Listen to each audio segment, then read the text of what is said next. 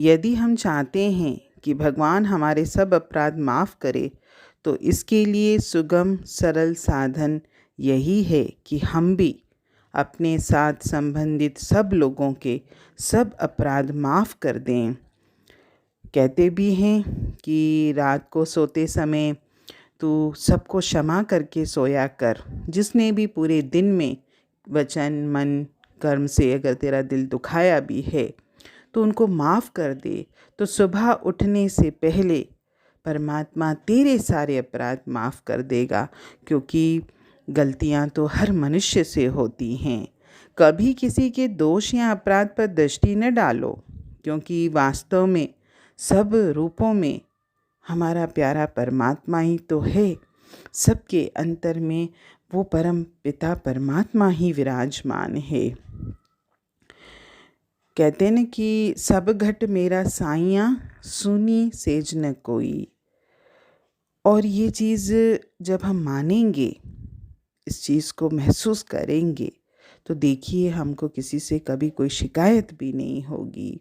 और ईश्वर का साक्षात्कार, यानी हम बोलते हैं या हम चाहते हैं कि हम उस परमात्मा के दर्शन करें, उसका साक्षात्कार करें, तो उसका साक्षात्कार तो तभी होगा जब संसार की दृष्टि से प्रतीत होने वाले, यानी मुझे जो महसूस होते हैं, बड़े से बड़े बैरियों को भी क्षमा करने का हमारा स्वभाव बन जाएगा।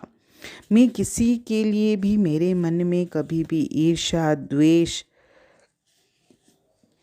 क्लेश, कलह कुछ भी नहीं होना चाहिए। मैं सर्व के प्रति मेरे मन में प्रेम का भाव हो, न किसी से राग हो, न किसी से द्वेष हो। क्योंकि जहाँ राग आएगा वहाँ द्वेष तो आएगा ही आएगा। इसलिए ना मुझे किसी से राग करना है, न किसी से द्वेष करना है। और अगर मेरे को ये एहसास होता है या ये मैं समझता हूँ, यानी ये एक तरह का अहंकार ही है कि मैं दूसरों से श्रेष्ठ हूँ। अगर आपको कोई उपलब्धि है भी संसार की, कि मेरे पास ये चीज़ है, धन पदार्थ के हिसाब से, ज्ञान के हिसाब से, बुद्धि के हिसाब से, मान सम्मान के हिसाब से, किसी भी हिसाब से अगर मुझे से लगता है कि मैं दूसरों से श्रेष्ठ हूँ, तो कभी भी इस बात का अभिमान न करो। क्योंकि जब हम इन उपलब्धियों का अभिमान करते हैं ना, तो हम परमात्मा से दूर हो जाते हैं। हमारे पास अगर कोई उपलब्धि है भी, तो भी हमको सरल बनना है, हमको अभिमान नहीं करना है। और एक बुलबुला जैसे होता है, बुलबुला कितना सरल होता है, उसका जीवन कितना होता है, क्षणिक जीवन होता है। लेकिन जितना भी उसके पास समय होता है, वो उसमें भी कभी अभिमान नहीं करता। जबकि बुलबुला फूला हुआ रहता है, लेकिन वो अभिमान नहीं करता, क्योंकि उसे पता होता है कि मैं अगले पल फूटने वाला हूँ। और एक बार सागर की एक बड़ी तरंग ने, एक लहर ने, सागर की बड़ी लहर ने एक बुलबुले के छोटेपन पर हंसने लगी। तो उसने बुलबुले से कहा कि तुम्हारी हस्ती क्या है। तो बुलबुले ने कहा, ओ तरंग, ओ लहर, मैं तो छोटा हूँ, फिर भी मैं बहुत सुखी हूँ। क्योंकि कुछ ही देर में मेरी ये देह छूट जाएगी, टूट जाएगी, बिखर जाएगी। मैं जल के साथ जल हो जाऊँगा। मैं अपना ये छोटा रूप मेरा मिटकर विराट रूप बन जाएगा। मेरी मुक्ति तो बहुत नज़दीक है। मुझे तो आपकी स्थिति पर दया आती है कि आप इतनी बड़ी हुई हो, आपका छुटकारा जल्दी नहीं होगा। आप तो भाग भाग कर सामने वाली चट्टान से टकराओगी, अनेक छोटी छोटी लहरों में बट जाओगी, और उन असंख्य लहरों में से अनंत अनंत बुलबुलों के रूप में परिवर्तित हो जाओगी। ये सब बुलबुले फूटेंगे, तब आपका छुटकारा होगा। तो किस बात का तुम गर्व करती हो, किस बड़प्पन का तुम गर्व करती हो। और ये सही भी है।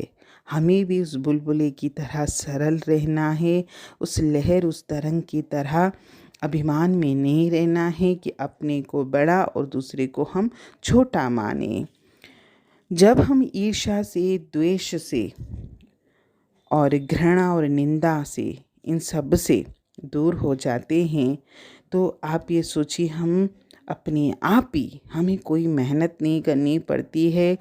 ना कोई ज्ञान लेना पड़ता है, ना कुछ भी नहीं करना पड़ता। हम अपने आप ही प्रेम स्वरूप बन जाते हैं अगर हमने अपने अंतर में से ये सारी बातें निकाल दी।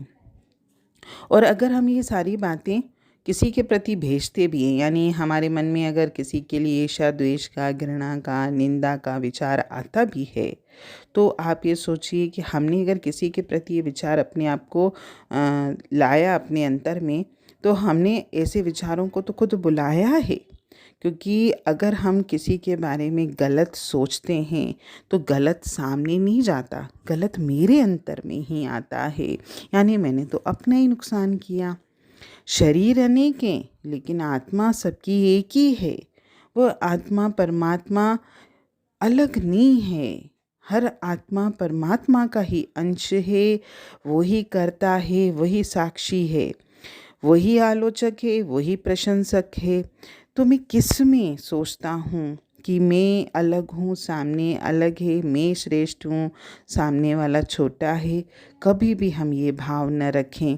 हमेशा सब में समानता का भाव रखें, तभी तो हम परमपिता परमात्मा के अंश कहलाने के लायक बनेंगे। हरि ओम।